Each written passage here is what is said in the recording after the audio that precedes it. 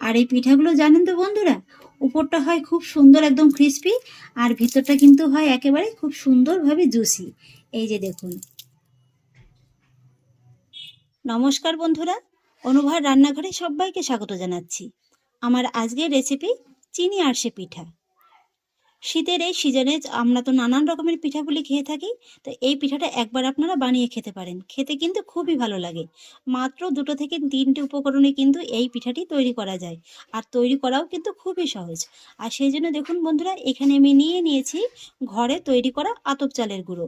আমি আতপ চালটাকে 30 মিনিটের মতো জলে ভিজিয়ে রেখে তারপরে কিন্তু মিক্সারে গুঁড়ো করে নিয়েছি। এখানে আমি আতপ চালের গুঁড়োটা নিয়েছি, আপনার চাইলে কিন্তু নর্মাল সেদ্ধ চালের গুঁড়োটাও নিতে পারেন। আর এখানে আমি 2 কাপের মতো চালের গুঁড়োটা নিয়েছি। আপনারা কিন্তু আপনাদের প্রয়োজন অনুযায়ী চালের গুঁড়োটা কম বেশি করে নিতে পারেন। বন্ধুরা, এবার আমি পিঠা তৈরির জন্য পিঠার ডোটা তৈরি করে নেব। আর সেই জন্য একটা কড়াই বসিয়ে দিয়েছি। কড়াইতে দিয়ে দেবো 1 কাপ চিনি, আর তার মধ্যে দিয়ে দেবো 1 কাপ জল। খেয়াল রাখবেন, যতটা আপনারা চালের গুঁড়ো নেবেন তার অর্ধেকটা নেবেন চিনি আর অর্ধেকটা নেবেন জল। এবার আমি একটা মোটা চিনি শিরা রেডি করে নেব। আর সেই জন্য গ্যাসের ফ্লেমটাকে মিডিয়াম হাইতে রেখে প্রথমেই আমি চিনিটাকে খুব ভালোভাবে গলিয়ে নেব। আর বন্ধুরা, আমাদের বাড়ির পাশে হয়তোবা কোনো অনুষ্ঠান হচ্ছে, যার কারণে কিন্তু জোরে জোরে মাইকটা বাজছে। যদি আমার কথাগুলো বুঝতে কোনো অসুবিধা হয়, প্লিজ ক্ষমা দৃষ্টিতে দেখে নেবেন।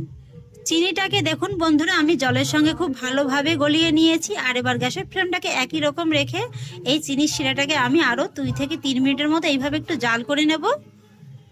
চিনি শিরাটা আমি খুব ভালোভাবে তৈরি করে নিয়েছি। আর এবার আমি আপনাদের দেখিয়ে দিচ্ছি।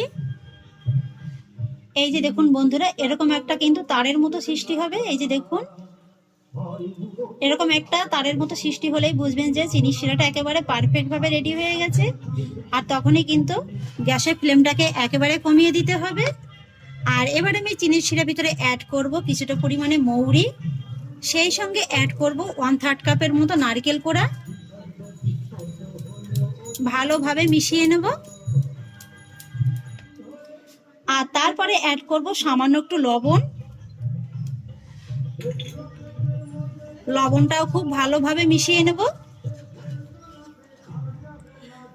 আর এবার আমি এই চিনি শিরার ভিতরে অ্যাড করব তৈরি করে নেওয়া চালের গুঁড়োটা। চালের গুঁড়োটাকে এইভাবে অল্প অল্প করে দেব, আর সঙ্গে সঙ্গে খুব ভালোভাবে মিশিয়ে নেব। একবারে কিন্তু দিয়ে মেশাতে যাবেন না, এইভাবে অল্প অল্প করে দিয়েই কিন্তু ভালোভাবে মিশিয়ে নিতে হবে। আর এই সময় কিন্তু গ্যাসের ফ্লেমটাকে একেবারে কমিয়ে রাখতে হবে।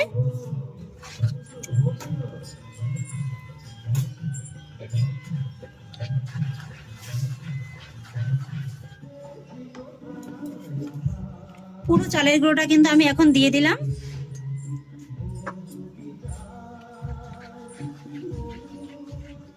চালের গুঁড়োটা আমি খুব ভালোভাবে মিশিয়ে নিয়েছি। আর মিশিয়ে নেওয়ার পরে আপনাদের টেক্সচারটা দেখিয়ে দিচ্ছি। এই যে দেখুন বন্ধুরা, টেক্সচারটা কিন্তু ঠিক এমনই আসবে। এই যে দেখুন, এর থেকে আর কিন্তু বেশি ঘন করার প্রয়োজন নেই। এবার আমি গ্যাসের ফ্লেমটাকে অফ করে দেব। আর পিঠার ডোটি ঠিকঠাক হয়েছে কিনা আপনারা কিভাবে বুঝবেন? এইভাবে হাতে সামান্য একটু সাদা তেল মাখিয়ে নেবেন। তারপরে এইভাবে একটু উপর থেকে হাতটা দিয়ে দেখবেন। যদি দেখেন যে হাতে একদম লেগে যাচ্ছে না, তাহলেই বুঝবেন যে পারফেক্ট ভাবে কিন্তু রান্না করা হয়ে গেছে। এই যে দেখুন, আমার হাতে কিন্তু একদমই লেগে যাচ্ছে না। আর এবার আমি পিঠার ডোটিকে একটু হালকা করে ঠান্ডা করে নেব। আর ডোটি হালকা ঠান্ডা হতে হতে চলুন পিঠাগুলো ভাজার জন্য তেলটাকে একটু গরম করে নেব। সেই জন্য কড়াইতে দিয়ে দিয়েছি খানিকটা পরিমাণে সাদা তেল। তেলটাকে কিন্তু ভালোভাবে গরম করে নিতে হবে।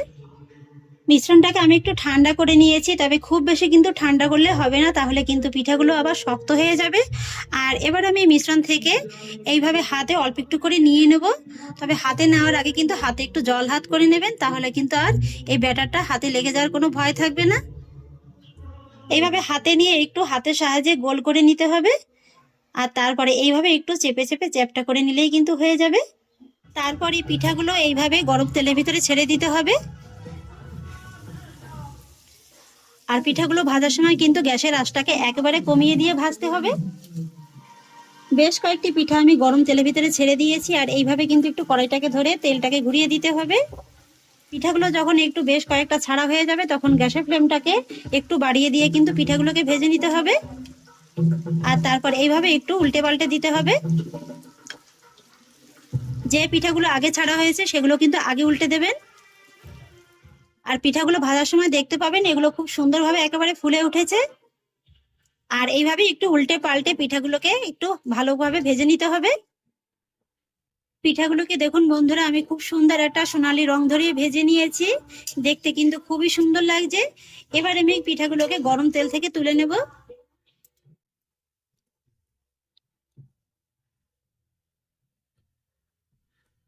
তেলটাকে খুব ভালোভাবে ঝরিয়ে নেব।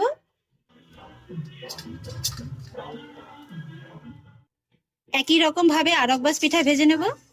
পিঠাগুলোকে ভেজে আমি একটা প্লেটে সার্ভ করে নিয়েছি। আর দেখতে দেখুন বন্ধুরা কতটা লোভনীয় লাগছে। আর আপনারা দেখতেই পেলেন মাত্র 2 থেকে 3টে উপকরণে এই পিঠাগুলো তৈরি হয়ে যায়। আর এই পিঠাগুলো জানেন তো বন্ধুরা, উপরটা হয় খুব সুন্দর একদম ক্রিস্পি, আর ভিতরটা কিন্তু হয় একেবারে খুব সুন্দরভাবে জুসি। এই যে দেখুন, আওয়াজটা শুনে নিশ্চয়ই বুঝতে পারছেন যে এগুলো কতটা ক্রিস্পি হয়েছে। প্রত্যেকটা পিঠাই দেখবেন একেবারে একই রকম ভাবে হয়েছে। তাহলে আশা করছি বন্ধুরা আমার আজকের এই পিঠার রেসিপি আপনাদেরও খুব ভালো লেগেছে। যদি ভালো লেগে থাকে তাহলে আমাকে অবশ্যই একটা লাইক এবং কমেন্ট করবেন, সেই সঙ্গে বন্ধুদের সঙ্গে শেয়ার করবেন। আর প্লিজ বন্ধুরা, যদি আমার পরিবারের নতুন সদস্য হয়ে থাকেন তাহলে একটা সাবস্ক্রাইব করে পাশে থাকা বেল আইকনটি প্রেস করে দেবেন। ফিরে আসছি এরকমই পরের অন্য কোনো নতুন রেসিপি নিয়ে। সবাই ভালো থাকুন, সুস্থ থাকুন। ধন্যবাদ।